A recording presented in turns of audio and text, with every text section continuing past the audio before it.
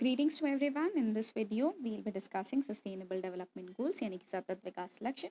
मैं मेंशन कर चुकी हूँ 17 डेवलपमेंट गोल्स हमारे क्या हैं, उससे रिलेटेड ट्रिक भी मैंने आपको बताई है।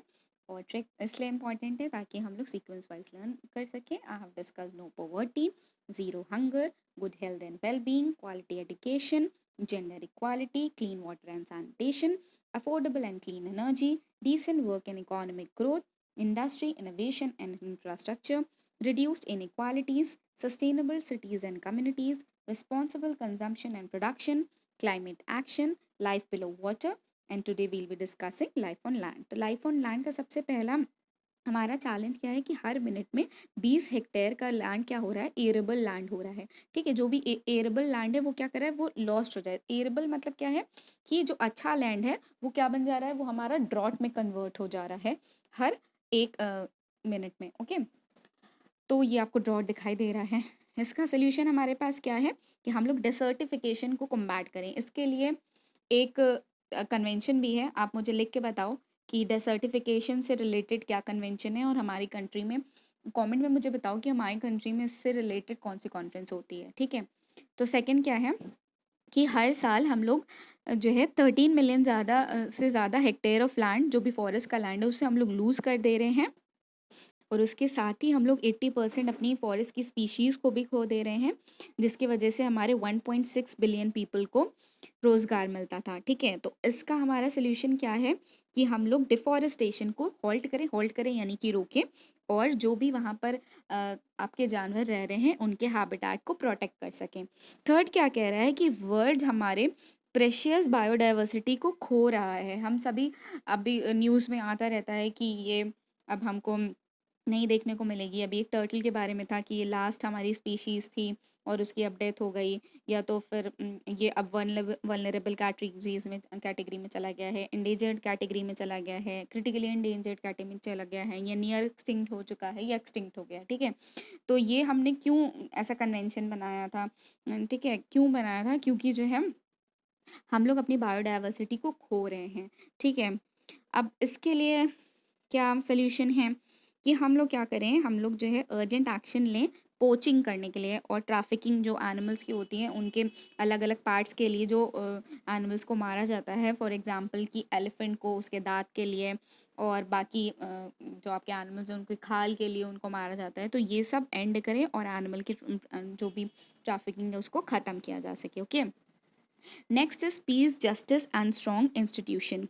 Piece, justice and strong institution का पहला चैलेंज क्या है कि गवर्नमेंट का और एनफोर्समेंट का फेलियर हमको कहाँ कहाँ देखने को मिल रहा है।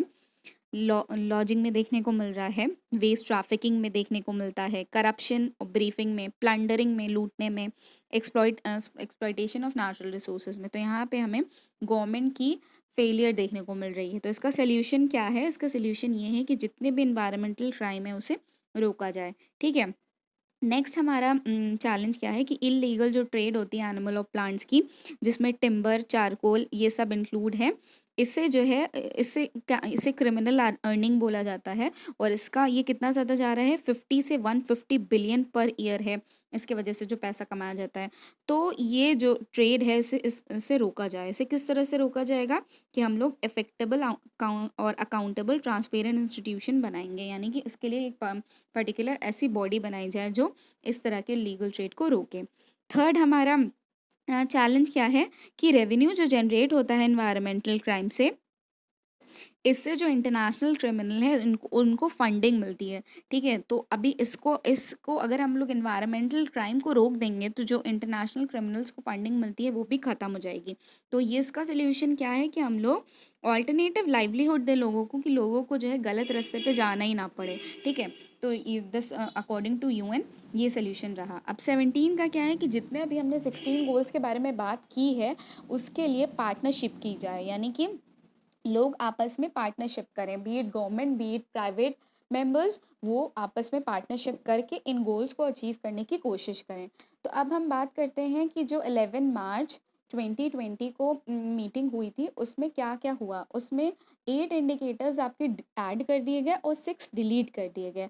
जो 8 ऐड कर दिए गए उसमें से क्या है, पहला इंडिकेटर जो ऐड किया गया है उसमें कह रहे हैं कि ग्रीन हाउस गैस का एमिशन जो SDG टारगेट 13.2 में दिया गया है उस हिसाब से, और जो क्लाइमेट चेंज के मेजर्स हैं वो नेशनल पॉलिसीज, स्ट्रैटेजीज और प्लानिंग में ऐड किए जाएं। ठीक है, फिर उसके बाद है कि 15 से 49 ईयर्स तक की जो वुमेन हैं उनका जो स्टेटस है प्रेगनेंसी का परसेंट में, तो उनमें क्या किया जाए 2030 तक माल न्यूट्रिशन ख़त्म किया जाए। फिर एक न्यू इंडिकेटर लाया गया है कि ब्लड स्ट्रीम में एंटी माइक्रोबियल रेजिस्टेंट ऑर्गेनिज्म कितने हैं। तो ये वाला जो है एक परसेंटेज के बेसिस पे हम लोग देखेंगे कि ब्लड स्ट्रीम में एंटी माइक्रोबियल रेजिस्टेंट ऑर्गेनिजम्स कितने हैं। तो ये भी एक प्रोविजन ऐड किया गया है SDG 3 में। फिर SDG 10 में क्या ऐड किया गया है कि नंबर ऑफ जो माइग्रेंट्स हैं जो किल होते हैं मैरी टाइम को क्रॉस करने में, ठीक है, लैंड और एयर के बॉर्डर्स को क्रॉस करने में जो माइग्रेंट्स किल होते हैं उनके बारे में भी एक इंडिकेटर लगाया जाए। और क्या हो, proportion of pollution population who are refugees by country और ओरिजिन, तो इससे भी रिलेटेड एक इंडिकेटर जोड़ा गया है। अब देखते हैं क्या हटा दिया गया है। इंडिकेटर 1A1 हटा दिया गया है, इंडिकेटर 421, और जो घर में लोग रिसोर्स जनरेट कर रहे थे और जो गवर्नमेंट के प्रोग्राम्स में आते थे, उसके अंडर आते थे, उसको रिमूव कर दिया गया है, ये वाला इंडिकेटर। नेक्स्ट इंडिकेटर की जो चिल्ड्रन 5 साल से कम एज में हैं तो उनके हेल्थ के बारे में और ट्रैक रखना, डेवलपमेंट के बारे में ट्रैक रखना, और साइकोलॉजी के बारे में ट्रैक रखना कि वो किस तरह से लर्न कर रहे हैं सेक्स के बेसिस पे, यानी कि जेंडर के बेसिस पे। इसे क्या कर दिया है, इसे भी रिमूव कर दिया गया है। नेक्स्ट इंडिकेटर है कि 0 से लेकर 23 मंथ्स के जो बच्चे हैं उनकी प्रोग्रेस को देखना। ठीक है, उनकी प्रोग्रेस को इस तरह से देखना कि